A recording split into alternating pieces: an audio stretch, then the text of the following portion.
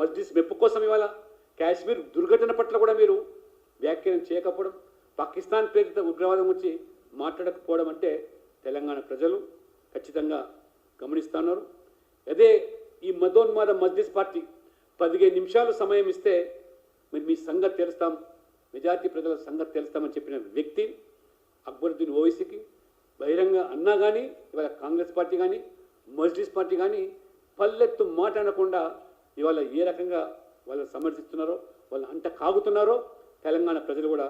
గమనిస్తున్నారు. పైపెచ్చు వాళ్ళ అభ్యర్థుల గెలుపు కోసం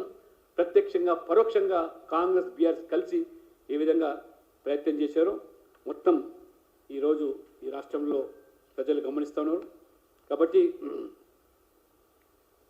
నరేంద్ర మోడీ గారు చాలా స్పష్టంగా వారు మరి సౌదీ అరేబియాలో పర్యటన అర్ధాంతరంగా ముగించుకొని హడావుడిగా ఢిల్లీ ఎయిర్పోర్ట్లోనే మరి ప్రత్యేకమైన సమావేశం నిర్వహించి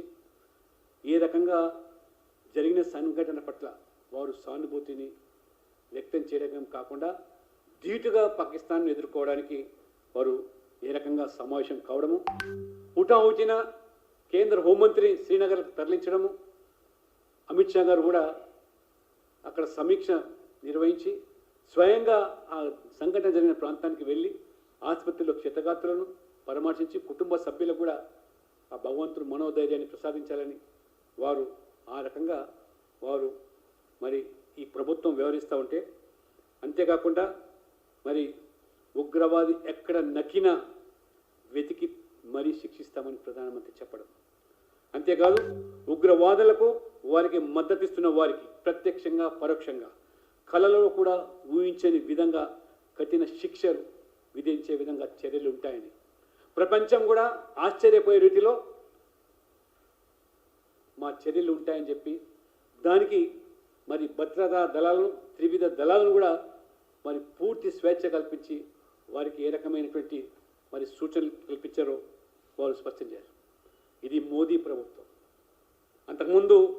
యూరిలో జరిగిన దాడి తర్వాత సర్జికల్ స్ట్రైక్స్తో దెబ్బకు దెబ్బ కొట్టినటువంటి విషయాన్ని, పుల్వామా దాడి తర్వాత బాల్కోట్ వైమానిక దళం దాడులు నిర్వహించి ధీటుగా ఏ రకంగా మరి తోడు జవాబు ఏదైతే ఈ ప్రభుత్వం ఇచ్చిందో ఇప్పుడు పహల్గాం ఉగ్ర దాడికి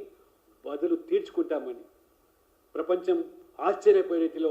చర్యలు ఉంటాయని చెప్పి ఇది మా నిబద్ధత, దీన్ని పట్టించుకోకుండా రాజకీయ ప్రయోజనం కాంగ్రెస్ ప్రయత్నించడం ఇది దిగజారు చర్య అవుతుందని చెప్పి ఖచ్చితంగా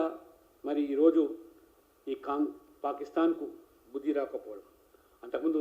సర్జికల్ స్ట్రైక్ కానీ ఏ స్ట్రైక్ కానీ దౌత్యపరంగా ప్రపంచంలో మరి పాకిస్తాన్ ఏకాకిని చేసినా కానీ వాళ్ళలో మార్పు రాకపోవడం, వాళ్ళు ఏ రకంగా మరి ఈ చర్యలకు పూనుకున్నారో. ఎందుకంటే ఇంతకుముందు చెప్పినాను నేను వాస్తవంగా అక్కడ రైల్వే విషయంలో కూడా ప్రపంచంలోనే ద టాలెస్ట్ మరి అక్కడ ఉన్నటువంటి ఈ యొక్క ఆర్క్ బ్రిడ్జ్ ఏదైతే ఉందో మరి ఆ చినాగ్ నవీన్ పైన మరి ప్రధానమంత్రి మోదీ గారు త్వరలోనే దాన్ని ప్రారంభించబోతున్నారు. ఆ రకంగా all India institute of medical science కానివ్వండి, అది నిన్న మేము కూడా పరిశీలించాం. ఆ రకంగా మరి ఇంతకుముందు చెప్పినట్టు ఉదంపూర్, శ్రీనగర్, బారాముల్లా రైల్వే యుఎస్ఆర్బిలి అని highest railway bridge Chenab bridge ఇది. ఆ రకంగా జమ్మూ కాశ్మీర్లో రైల్వేస్ కానీ హైవేస్ కానీ రోడ్లు కానీ ఇవన్నీ కూడా అద్భుతంగా 2 మెడికల్ కాలేజీలు ఎయిమ్స్ ఇవన్నీ కూడా మరి 370 ఆర్టికల్ రద్దు తర్వాత జమ్మూ కాశ్మీర్ భారతదేశంలో అంతర్భాగం అని చెప్పి నిరూపించినటువంటి ప్రభుత్వం. ఖచ్చితంగా దేశ ప్రజలు మోదీ గారికి అండగా ఉన్నారని